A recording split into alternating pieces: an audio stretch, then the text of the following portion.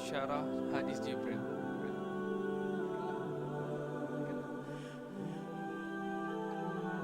Muka surat 46.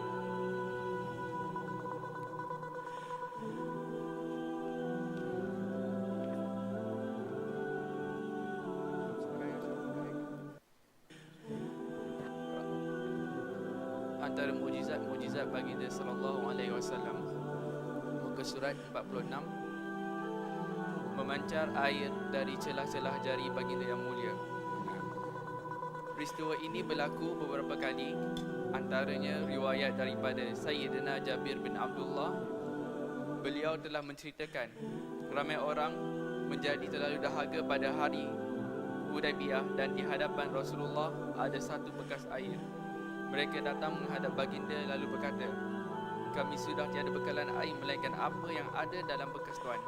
Lalu baginda meletakkan tangannya di dalam bekas tersebut. Lantas mengalir air dari celah-celah jari jemari baginda seperti mata air. Maka mereka semua dapat minum dan memberi minum kepada yang lainnya. Lalu ditanya kepada Sayyidina Jabir, "Berapa bilangan kalian ketika itu?" Jawabnya, "Sebanyak 1,500 orang. Dan kalaulah bilangan kami ketika itu 100,000 pun, pasti ia mencukupi." Menyapu kantung susu kambing betina dara yang masih belum mengawan dengan kambing jantan, lalu penuh kantungnya dengan susu. Dan baginda sallallahu alaihi wasallam mengembalikan mata Sayyidina Qatadah bin An-Nu'man pada hari peperangan Uhud. Dan ketika itu tersembul keluar ke atas pipinya. Lalu mata itu menjadi mata yang paling baik dan paling jelas penglihatan, serta ia tidak akan sakit apabila mata satu lagi sakit. Naam, mukjizat yang diberikan oleh Allah kepada Rasulullah adalah mukjizat yang amat besar. Di situ ada mukjizat yang berakhir dengan wafatnya Rasulullah sallallahu alaihi wasallam, dan ada mukjizat yang berkekalan hingga ke zaman kita sekarang. Mukjizat yang berkekalan sampai zaman kita sekarang adalah Al-Qur'anul Karim. Adapun mukjizat yang ada dan ditunjukkan oleh Rasulullah kepada para sahabat sebagai memantapkan iman mereka dan ditunjukkan kepada orang kafir untuk menunjukkan kebenaran dakwah Rasulullah. Mukjizat bila mana ditunjukkan oleh Rasulullah kepada sahabat untuk memantapkan iman.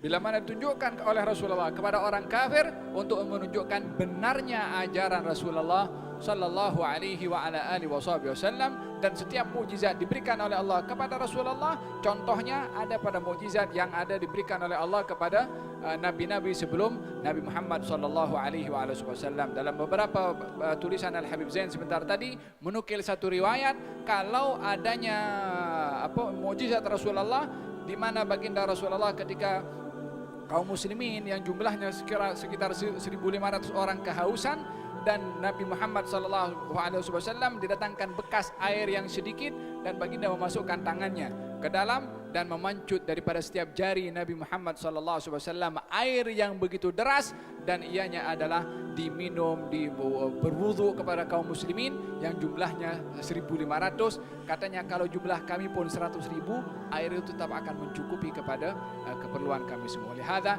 di antara air yang paling baik di atas muka bumi ini adalah air yang keluar daripada jari-jari Nabi Muhammad sallallahu alaihi wasallam. Sebab apa? Kalau Zam-Zam ianya keluar daripada tanah, dan memang tanah ini adalah merupakan tempat simpanan air. Kalau air yang dipukul oleh Nabi Musa, batu pun juga, gunung pun mengeluarkan air itu pun daripada batu. Tapi air keluar daripada tangan, ini perkara yang amat luar biasa. Sebab kalau dicek dalam tangan ini, tengok dalam, isinya mungkin darah, urat, kemudian tulang, daging. Mana ada unsur air sehingga begitu banyak untuk dimanfaatkan 1.500 orang.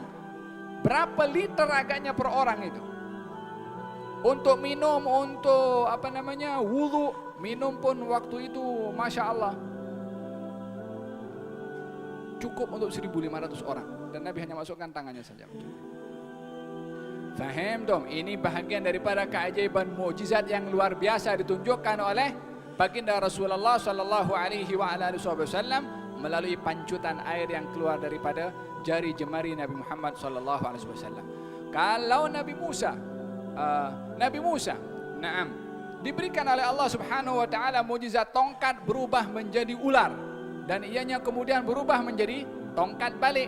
Nabi Muhammad diberikan oleh seorang sahabat Nabi dalam peperangan Badar yang pedangnya patah, kemudian datang kepada Rasulullah, ya Rasulullah, pedang aku patah. Nabi ambil ranting, qatil bihadza, ambil itu sahabat ranting, fatahawwala saifan, berubah menjadi pedang dan diberi nama Al-Aun.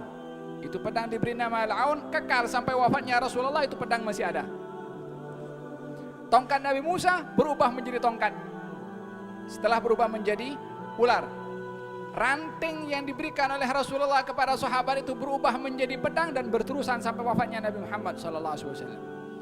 Nabi Isa diberikan mukjizat oleh Allah dapat menyembuhkan penyakit yang tak boleh disembuhkan oleh dokter. Penyakit apa itu? Penyakit buta. Baginda Rasulullah SAW, orang buta disembuhkan, orang yang matanya keluar pun dikembalikan sembuh balik, tak payah operation. Adapun orang yang buta, dalam kitab Al-Adhkar bab salat al-hajah, Imam Nawawi menuliskan satu hadis bab salat al-hajah. Orang buta datang kepada Rasulullah mengatakan, ya Rasulullah, doakan Allah sembuhkan saya punya mata. Kata Nabi, engkau bersabar, engkau diberi ganjaran oleh Allah. Kata sahabat itu mengatakan, aku nak engkau doakan supaya sembuh. Kata Nabi, engkau pergi berwudu, salat 2 rakaat, lalu berdoalah dengan doa yang diajarkan oleh Nabi SAW. Doa itu diajarkan oleh Nabi dalam kitab Adhkar, itu ada, dibaca oleh sahabat tersebut setelah salat 2 rakaat salat hajat, kembali daripada setelah berdoa, matanya terus buka. Cash. Yang ini Qatadah berperang dalam peperangan Badar bersama dengan Rasulullah, matanya terkena senjata dan benda tajam dan keluar, yakni keluar daripada tempatnya. Masih segala uratnya itu masih lekat sebahagian, masih dipegang macam ini. Dibawa kepada Nabi SAW, ya Rasulullah, mata saya. Diambil oleh Nabi SAW dan dikembalikan. Kata Qatadah mengatakan, setiap kali mata aku sakit, yang mata yang bukan dikembalikan oleh Nabi, yang sebelah sakit, yang dikembalikan oleh Nabi tak pernah sakit, dipegang oleh tangan yang berkat. Faham tom? Ini di antara mukjizat yang diberikan oleh Allah yang lebih hebat, diberikan oleh Allah kepada Nabi Muhammad sallallahu alaihi wa ala alihi wa sahbihi wasallam. Wallahu ta'ala alam. Kita ingin mendengar sedikit nasihat daripada teman saya, sama-sama belajar dekat Hadramaut, Al-Habib Alwi bin Uthman bin Yahya daripada Indonesia. Beliau datang ke sini pun ada family juga di Kuala Lumpur, berziarah dengan silaturahim dengan keluarganya. Kita ingin mendengarkan sepatah dua daripada beliau. Fadhil mashkura.